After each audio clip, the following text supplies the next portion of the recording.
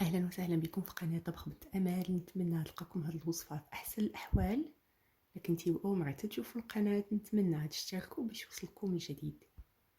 اليوم ان شاء الله بغيت نشارك معكم طويجن ديال الحوت، غادي نديروه غير في قلبوطه، كيجي لذيذ بزاف بالخضر، سهل دغيا كيوجد.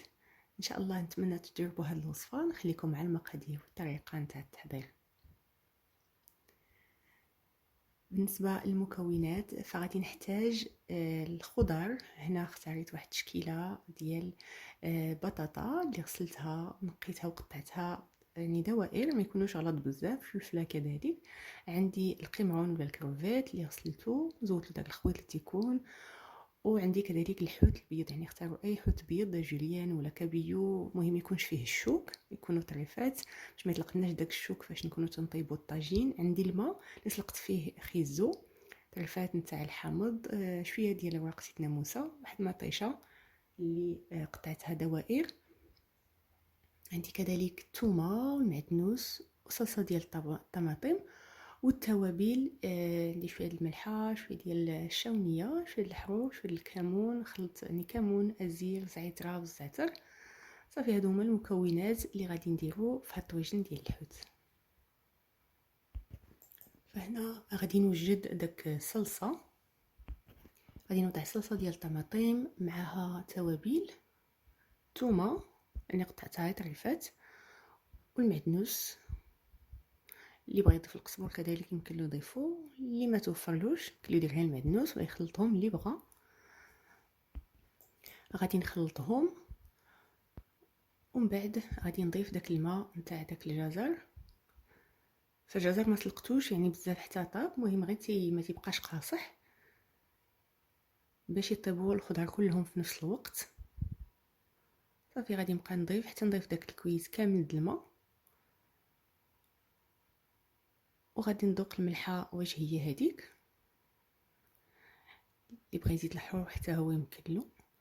صافي ومن بعد غادي ندوز باش نصب هاد الطويجن د الحوت. انا غادي ندير هاد الطاجين في هاد الطاوه هادي ثقيله حتى هي، اللي بغى يديرو في الطاجين يديرو. هذه البطاطا قطعتها يعني السمك ديالها ما يكونش عريض بزاف باش دغيا طيب، حيت هي ما سلقتهاش. الفلفله الخضراء يمكن لكم ديروا فلفله الوان الا بغيتو، غادي نحطها فوق منها. فالبطاطا درتها الاولى لان هي اللي غادي طيب، غادي تاخذ الوقت اكثر. الفلفله، وغادي نوضع الجزر اللي يلاه يعني بدا شويه تيطلق راسو، وبعد نوضع فوق منه الطماطم.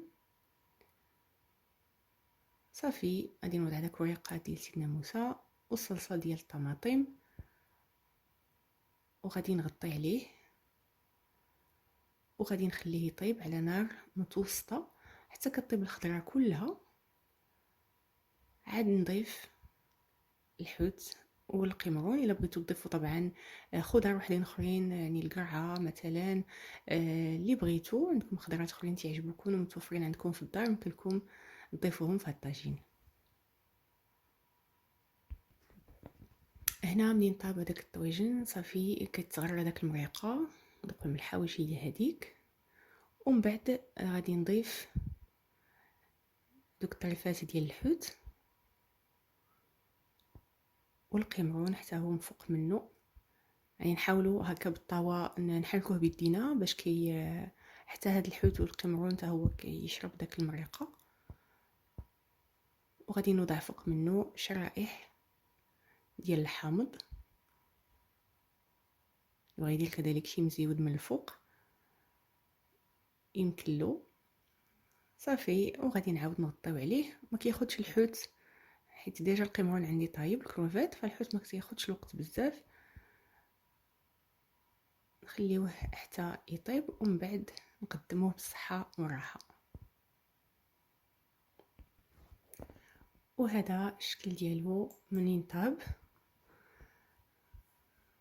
كيجي مغري ولذيذ وصحي بداك الخضر اللي درنا فيه. فنتمنى تجربوا هذا الاقتراح ان شاء الله، كيجي خفيف. صافي تاكلوه بالصحه والراحه. نتمنى هذا الاقتراح يكون للاعجاب ديالكم. شكرا جزيلا على الدعم ديالكم، على الشجاع ديالكم. نتلاقاو في وصفه قادمه ان شاء الله، في امان الله.